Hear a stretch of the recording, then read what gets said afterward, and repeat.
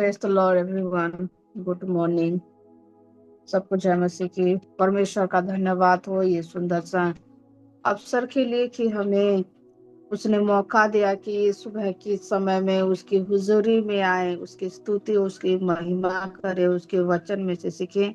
आज जो विषय हम सीखने जा रहे हैं हम वचन में से निकाल सकते हैं।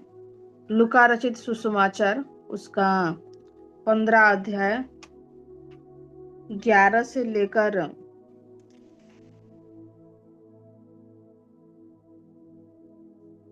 32 पद तक है। हालांकि ये जो घटना है ये हम सबको ही जानते हैं, उड़ाऊ पुत्र के बारे में लिखा गया है, इसलिए हम सारे अध्याय को तो नहीं पढ़ेंगे, लेकिन कुछ कुछ चीजों को हम पढ़ेंगे और सीखेंगे।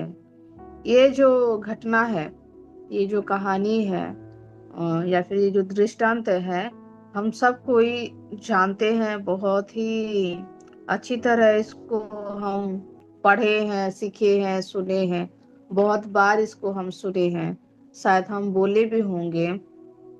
तो इसके ऊपर आज जो विषय मैंने सीखा है अपने जीवन में वो कलीसिया के सामने मैं रखना चाहूंगी। उड़ाऊ जो पुत्र है, हम सब कोई जानते हैं कि एक पिता था और उसके 2 पुत्र थे। और ऐसा हुआ कि जो छोटा वाला पुत्र था वो अपने पिता के पास आकर बोलता है कि संपत्ति में से जो अधिकार, जो भाग मेरा है वो तो मुझे दे दे। और पिता के लिए एक दुखद विषय था, लेकिन फिर भी जब छोटा बेटा बहुत ही ज्यादा उसने फोर्स किया तो पिता होने के नाते उसने वो चीज कर दिया और संपत्ति का जो भाग था वो दे दिया। उसके बाद जो उड़ाऊ पुत्र है वो बाहर शहर में गया और जो संपत्ति का भाग था उसको उड़ा दिया। उड़ाकर ऐसा एक समय आया जब वो तंगी में आ गया, कंगाली में आ गया, लेकिन उसके साथ कोई नहीं था। और उस समय उसको रियलाइज हुआ कि जो मेरा पिता का जो घर है वही मेरे लिए एक बेस्ट जगह था, क्योंकि वहां पर उसको याद आया कि किस रीति से वो वहां पर रहता था और अभी किस हाल में वो है।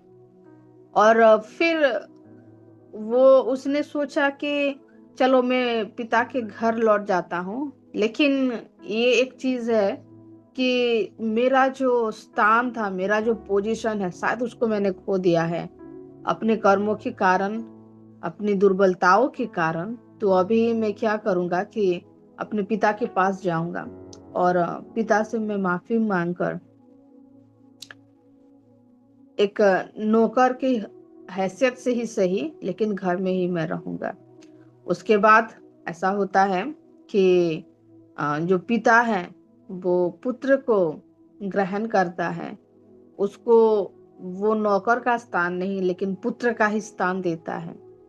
और जो बड़ा बेटा था वो उस चीज को ग्रहण नहीं कर पाता है।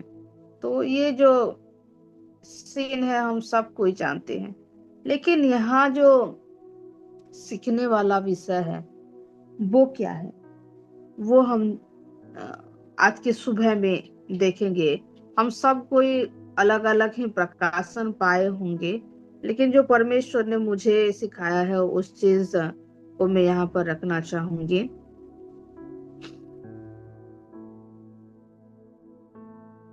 जो छोटा पुत्र था उसके बारे में तो हम सब कोई जिक्र करते हैं, लेकिन जो बड़ा बेटा है और जो क्या बोलते हैं पिता है, उनके बारे में आज थोड़ा हम देखेंगे। यहाँ पर जो छोटा वाला पुत्र है ये उन सभी लोगों को दर्शाता है जो आज खोए हुए हैं, जो मसीह से दूर हैं और जो ये नहीं जानते हैं कि प्रभु यीशु मसीह मेरा उद्धार करता है बोलकर, और कहीं ना कहीं और किसी ना किसी रीति से वो खोए हुए हैं। अपनी ही एक दुनिया में, अपने ही एक सोच में, अपने ही परिस्थितियों में, उनको ये पता ही नहीं है कि जो जिस चीज में आज वो मगन है, जो चीज में आज वो मस्त है, कल को क्या होगा या फिर कल का अंजाम क्या होगा, उसका जो बुरी विषय है उसके बारे में नहीं जानते हैं। लेकिन वो अपने ही धुन में, अपने ही मस्ती में वो चले हैं। तो ये उन सारे लोगों को रिप्रेजेंट करता है, दर्शाता है। लेकिन जो बड़ा भाई है वो उन लोगों को दर्शाता है जो कि मसीह को जानते हैं, जो विश्वासी हैं, और जो आज परमेश्वर को अपने उद्धारकर्ता के हिसाब से ग्रहण किए हैं। लेकिन कई बार ऐसा होता है कि ये जो बड़े भाई होते हैं इनको दिक्कत होता है जब छोटा भाई, जब उड़ाऊ पुत्र लौट आता है। क्यों? इनको तो दिक्कत नहीं होना चाहिए, क्योंकि ये जानते हैं कि जो छोटा वाला भाई है वो खो गया था। लेकिन जब प्रैक्टिकली हम सोचे तो हमको लगेगा कि अच्छा, वो जो बड़ा वाला बेटा है उसने ठीक ही तो किया है, क्योंकि इसने तो अपना हर एक विषय को उड़ा दिया था।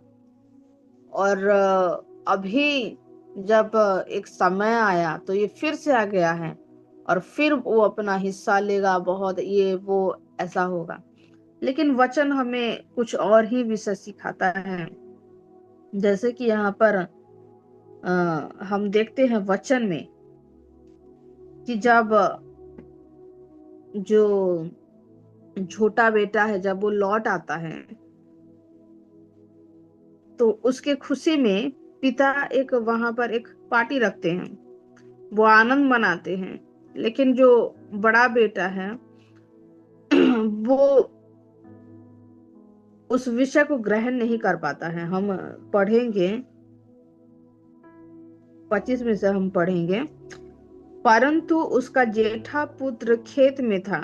जब वह आते हुए घर के निकट पहुंचा तो उसने गाने बजाने और नाचने का शब्द सुना।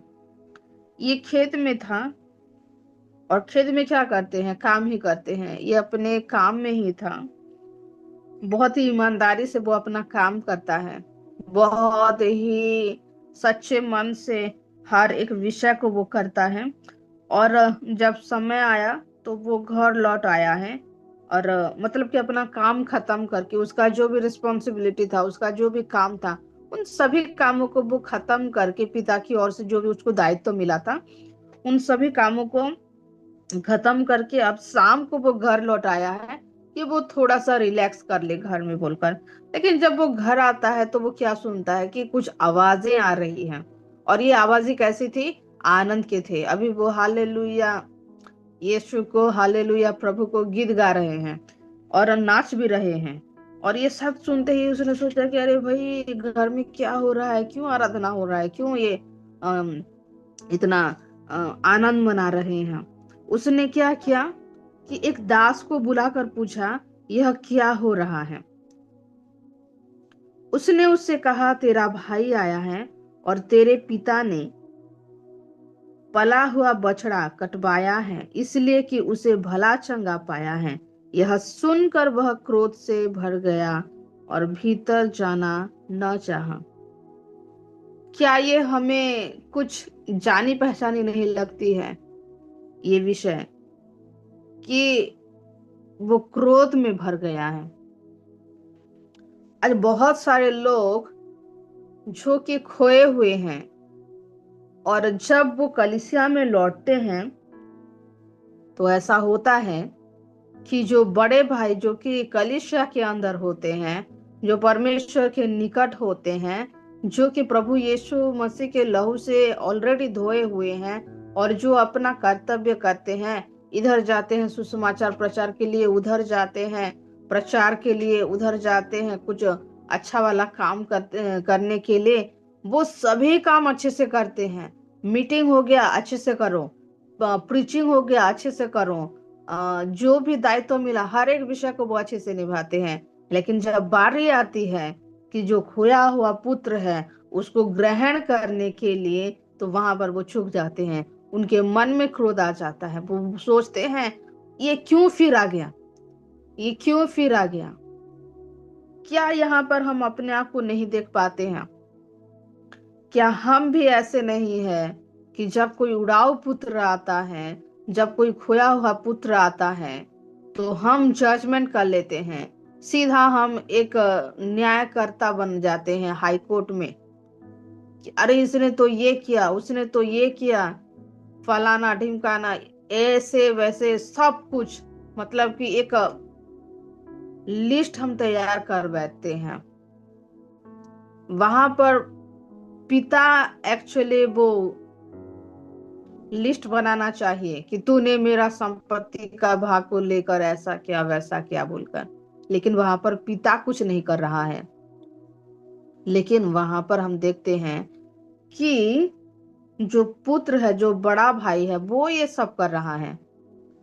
अगर हम सोचें तो संपत्ति का हर एक विषय का अधिकार, क्योंकि पिता जीवित है अभी तक, वो तंदुरुस्त है, तो हर एक फैसला लेने का अधिकार भी पिता का है।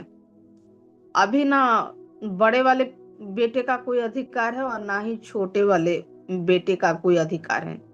लेकिन फिर भी प्रेम के कारण छोटा वाला बेटा जो भी कहा पिता ने उसको किया। और पिता प्रेम के कारण ही अपने बड़े बेटे को हर एक प्रकार का रिस्पॉन्सिबिलिटी उसने दिया था। तभी तो हम यहाँ पर देखते हैं कि वो खेत से आ रहा था। अगर उसको रिस्पॉन्सिबिलिटी नहीं मिला हुआ होता तो शायद वो खेत से नहीं लौटा होता। यहाँ पर हम देख सकते हैं कि उसको उसने हर एक प्रकार का जिम्मेदारी दिया हुआ था। तो हर एक विषय का अधिकारी अभी तक पिता ही है। लेकिन फिर भी हम क्या देखते हैं कि जो बड़ा वाला बेटा है वो ये सहन नहीं कर पा रहा है कि ये कैसे करके पिता के गृह में आ सकता है। ये तो चोर था, ये तो व्यभिचारी था, ये तो उड़ाऊ था। इन सारे विषय उसके मन में आ रहे हैं। लेकिन ये विषय नहीं होना चाहिए, क्योंकि वो उसका ही भाई है। आज हम अपने आप को जांचिए, कहीं आज हम तो उसी स्थान पर नहीं हैं कि बहुत ही जल्द जब लोगों को देख लेते हैं तो हम एक फैसला कर बैठते हैं, एक विषय को हम क्या बोलें कि अपने मन में ठान लेते हैं कि नहीं, ये गलत है तो गलत है। बहुत सारे लोगों को आप सुने होंगे ऐसे करके कि इसको मैं माफ नहीं कर सकता, ये इतना गलत किया है, ये ऐसा है वैसा है, कैसे करके परमेश्वर इसको आशीषित करता है। आपके बारे में तो मैं नहीं बता सकती, लेकिन मैं देखी हूं ऐसे लोगों को। हम बोलते हैं, बोलते हुए सुना भी है मैंने कि इसको कैसे आशीष कर दिया परमेश्वर ने, और परमेश्वर शायद माफ कर सकता है लेकिन मैं तो नहीं कर सकता, मैं तो नहीं कर सकती क्योंकि मैं परमेश्वर नहीं हूँ, मैं तो परमेश्वर से भी महान हूँ। इसका मतलब यही है। जब हम ये कहते हैं कि हम क्षमा नहीं कर पाएंगे, हम ग्रहण नहीं कर पाएंगे, वहां पर हम ये दावा करते हैं कि हम परमेश्वर से भी महान हैं, हम प्रभु यीशु मसीह से भी महान हैं, इसलिए इस विषय को हम नहीं कर पाएंगे। और यहाँ पर कुछ ऐसे ही प्रकार का सिनेरियो वहां पर हुआ है। फिर उसके बाद ऐसा होता है कि परंतु उसका पिता बाहर आकर उसे मनाने लगा। उसने पिता को उत्तर दिया, देख, मैं इतने वर्ष से तेरी सेवा कर रहा हूँ और कभी भी तेरी आज्ञा नहीं टाल दी, तो भी तूने मुझे कभी एक बकरी का बच्चा भी न दिया कि मैं अपने मित्रों के साथ आनंद करता। परंतु जब तेरा यह पुत्र जिसने तेरी संपत्ति बेचा ओ में उड़ा दी है। आया तो उसके लिए तूने पला हुआ बछड़ा कटवाया। उसने उससे कहा, पुत्र तू सर्वदा मेरे साथ है और जो कुछ मेरा है वह सब तेरा ही है।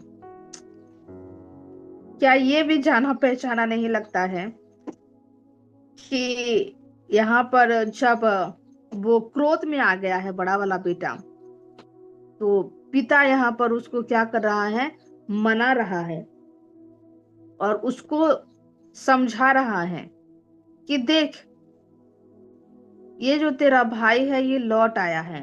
लेकिन वहां पर जो भाई है उसका उत्तर क्या है कि इसने ये किया, उसने ये किया। वचन तो हमें कुछ और ही सिखाता है। वचन तो हमें ये सिखाता है कि जो शैतान है वो हमारे विरुद्ध में अभियोग लाता है, वो निंदा करता है 24 घंटे।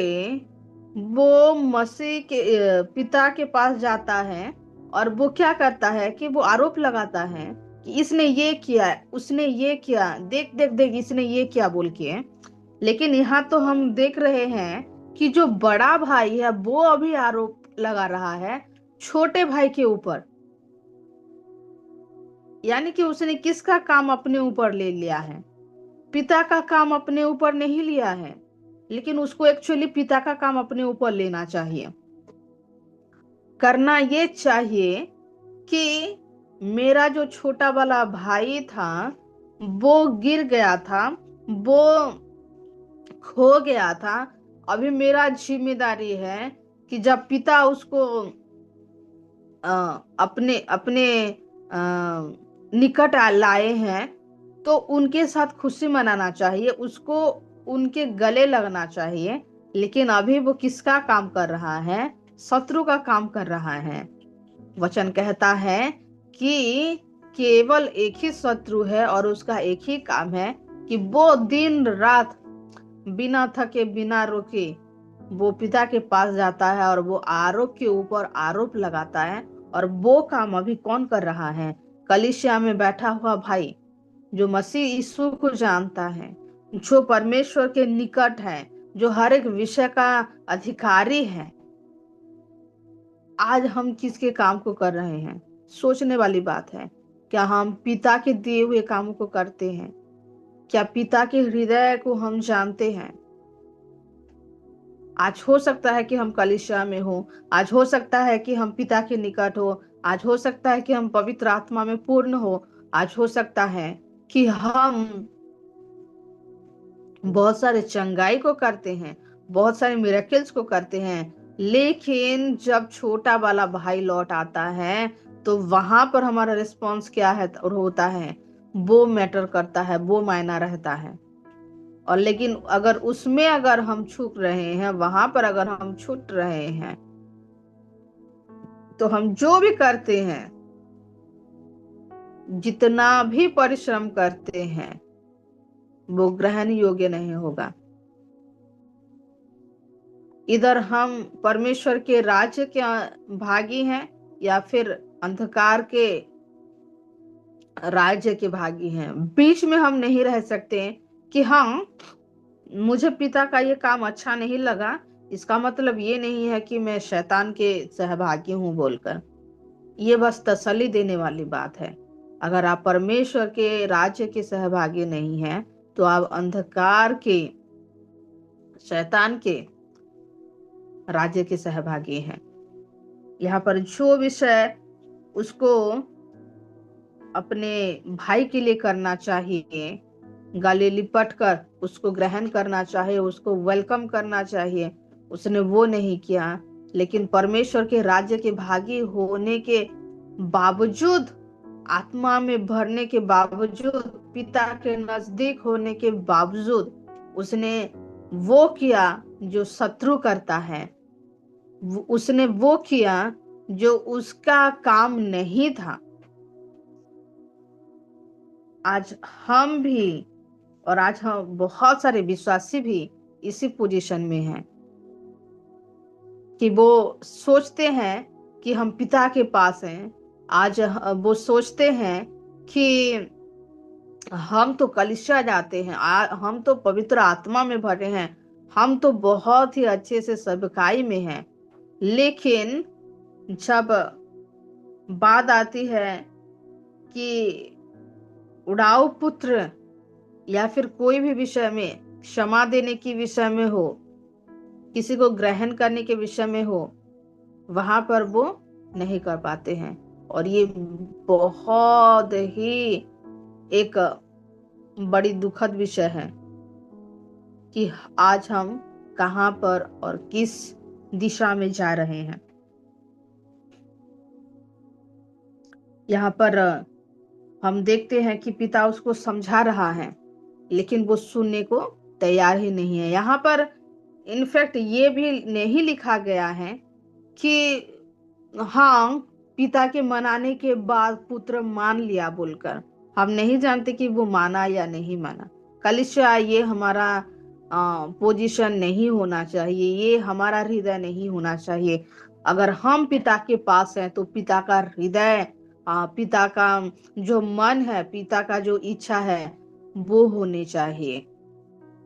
परमेश्वर अनुग्रह करे कि हम पिता के हृदय को जानने वाले, पहचानने वाले बने, ना कि वो बड़े भाई के समान अपने ढीठ हृदय को लेकर छोटे भाई को धिक्कारे या फिर उसको इनकार करे। आइए ये सुबह के समय हम सबको अपने आप को जांचे परखे और परमेश्वर के निकट अपने आप को समर्पित करें और बोले कि परमेश्वर पिता, मुझे एक नया हृदय दे, एक ऐसा हृदय दे कि मैं अपने भाई को, मैं अपनी बहन को, जो आज पाप में गिरे हैं, जो आज अंधकार में घिर गए हैं, उनको मैं ग्रहण करने पाऊं। O glory mighty Lord Jesus, hallelujah. ओ राबा शेखेरे बेरे बेरी शांताना राबा, एक नए हृदय तू दे पवित्र परमेश्वर पिता, हालेलुया। धन्यवाद देते हैं पिता ये सुबह के समय के लिए। पिता, आपने अनुग्रह किया पिता, उसके लिए हम धन्यवादित है पिता। हम धन्यवाद देते हैं और तुझे सारे परमेश्वर पिता महिमा देते हैं परमेश्वर पिता, हालेलुया। थैंक यू लॉर्ड पवित्र परमेश्वर पिता। आज अनुग्रह करके हम क्षमा देने वाले, प्रेम करने वाले बने पिता, ना कि परमेश्वर पिता हम शत्रु का, ओ परमेश्वर पिता, काम को अपने ऊपर ले परमेश्वर पिता, हालेलुया। धन्यवाद देते हैं पिता ये सुबह के समय में आपने अनुग्रह किया पिता।